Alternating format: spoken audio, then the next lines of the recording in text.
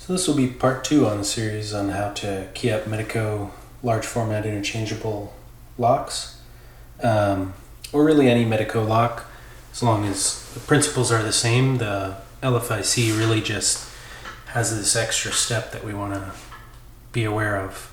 So hopefully from the last video you have gotten all your pins from your locks, you've gotten them sorted, and you've gotten them arranged into sets, or found enough sets for the number of locks.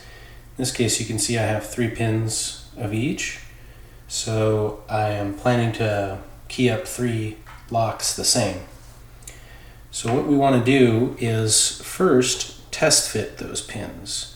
So what I mean by that is you're going to need your core out of your lock, and you're going to need a control sleeve.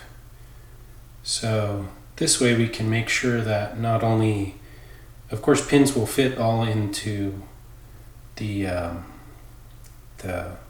core, but we want to make sure that the pins that we've selected for our control key will work as intended. So first things first, let's go ahead and drop those pins in. So you just need to put one in each in the correct order. So let me go ahead and do that real quick.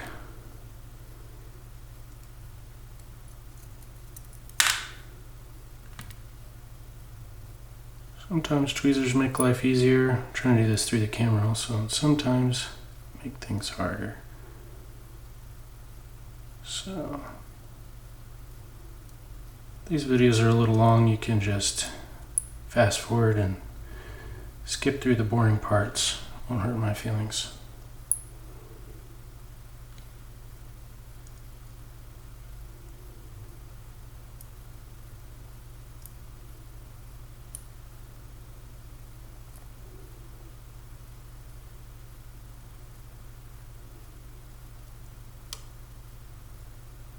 Could have probably also done this off camera. That would have made things a lot easier.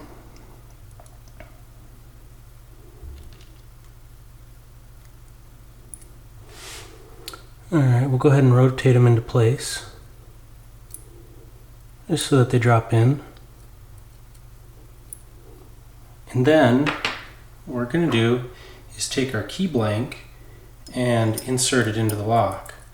So you can see that pulls the pins out. So obviously we'll need to cut our key to both the right depth and the right rotation. That's what our final goal. So that's for the operating key.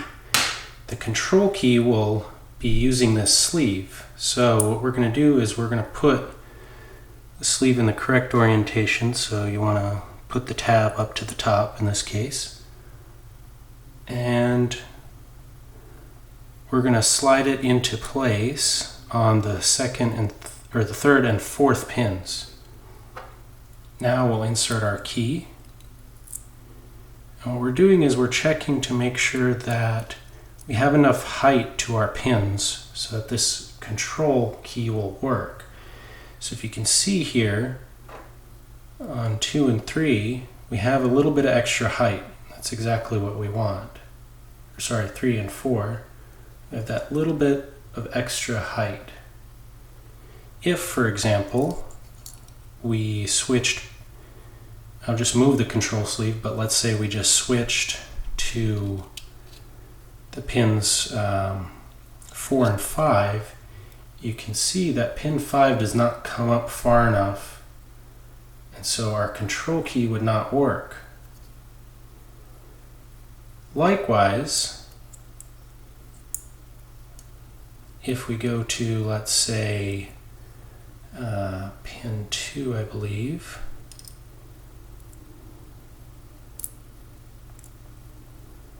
pin 2 also is not high enough. So you can see that one would not work. Let's go ahead and go to pin 6 to see one case that I think may look like it works. So here, we can go ahead and focus. Pin 6 looks like it's flush. So you might think, hey, that's a great deal. I don't have to do anything, I can keep that the highest cut. The problem would be, as I can see it, you may not have enough depth in your key to correctly set the sidebar. So you want to have enough extra depth so that you can have a little channel in there to set the rotation of the pins correctly, but not, so you don't want it flush, this is bad, and you don't want it under the control sleeve, this is bad, in positions 3 and 4. So the next thing to do, after you've gotten that all sorted out, will be to put your key pins back, keeping them all straight,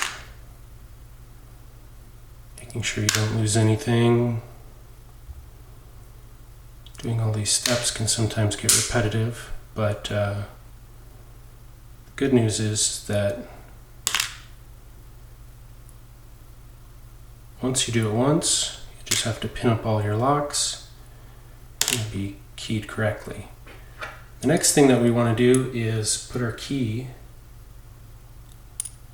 back into our core in the correct spot. And then under a good light, you're going to want to take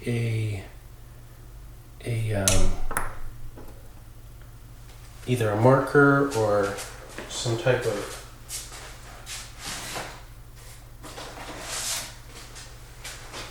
scratch awl or something like this. And since we're doing Medeco Classics, we just need to go in the center. We didn't have to worry about either fore or aft orientation like we would for a biaxial. So in this case, we can go ahead and make marks all in the center of each hole. I'll go ahead and make one here.